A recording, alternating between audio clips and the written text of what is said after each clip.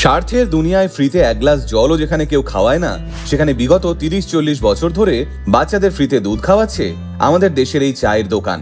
আগে হ্যাঁ, অবিশ্বাস্য লাগলেও এটাই সত্যি। রাজগীরের বাসস্ট্যান্ডে একটা ছোট্ট চায়ের দোকান, যে দোকানের প্রাক্তন মালিক আজ আর বেঁচে নেই, কিন্তু সেই মালিকের শুরু করা নিয়ম আজও বজায় রেখেছেন বর্তমান দোকানের মালিক কর্তৃপক্ষ। দোকানটির নাম শ্রাবণ চায়ের দোকান, যে দোকানের সাইনবোর্ডে বড় বড় হরফে লেখা 18 মাস অব্দি বাচ্চাদের জন্য ফ্রিতে দুধ দেওয়া হয় দোকানে। অর্থাৎ এই দোকানের নিয়ম অনুযায়ী যে বাচ্চাদের বয়স 18 মাসের মধ্যে, সেই বাচ্চাদের জন্য অফুরন্ত বিনামূল্যে দুধ দেন দোকান কর্তৃপক্ষ। কিন্তু কেন এই দোকানে ফ্রিতে বাচ্চাদের জন্য দুধ দেওয়া হয়? একটা ছোট্ট চায়ের দোকানে কত রোজগার হয় যে তারা রোজ 7-8 লিটার দুধ এমনি দান করে দেন? আসুন আজকের এই ভিডিওতে সেটাই জানার চেষ্টা করি। রাষ্ট্রসংঘের একটি সমীক্ষা মতে চরম দরিদ্রতায় ভুগছে ভারত। ভারত বিশ্বের সেই 5টি দেশের মধ্যে একটি দেশ যেখানে সর্বাধিক সংখ্যক মানুষ চরম দরিদ্রতায় দিন কাটাচ্ছে। কিন্তু সেই সব দরিদ্র মানুষের কথা কতজনই বা ভাবে বলুন? আর সমাজে সেই সমস্ত মানুষগুলোর মুখের দিকে তাকিয়েই আজ থেকে 30-40 বছর আগে রাজগীরের বাসস্ট্যান্ডের এই চায়ের দোকান বাচ্চাদের জন্য বিনামূল্যে দুধ দিতে শুরু করেছিল। বর্তমানে এই দোকানের মালিক রঞ্জিত কুমার।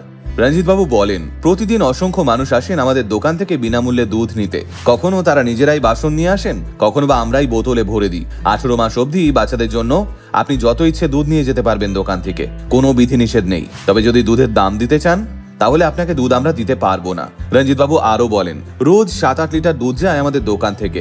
নিম্নবিত্ত পরিবার থেকে শুরু করে অবস্থাপন্ন ঘর সকলেই নিয়ে যান দুধ। বাচ্চাদের মধ্যে সৃষ্টিকর্তার বাস, তাই ওরা খেলে স্বয়ং সৃষ্টিকর্তার সেবা করবার সৌভাগ্য হয় আমাদের। সংবাদ মাধ্যমের কাছে ফ্রিজ থেকে দুধের প্যাকেটও বের করে দেখান রঞ্জিত বাবু। এই দোকানে যে দুধ দিয়ে চা হয় সেই একই ব্র্যান্ডের দুধ তিনি বাচ্চাদের জন্য আনেন।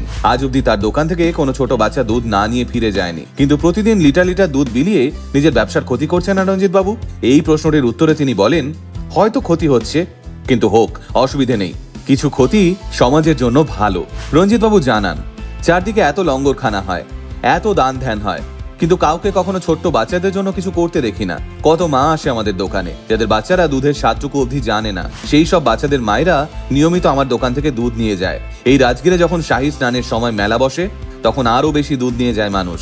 তাই এই দোকান যতদিন থাকবে কোনো অভুক্ত শিশুর দুধের অন্তত অভাব হবে না। এই চায়ের দোকানে বিগত 10 বছর ধরে সকাল সন্ধে বসে চা খেতে খেতে আড্ডা দেন যারা, তারাও জানান রঞ্জিত বাবুর এই অসাধারণ কৃতিত্বের কথা।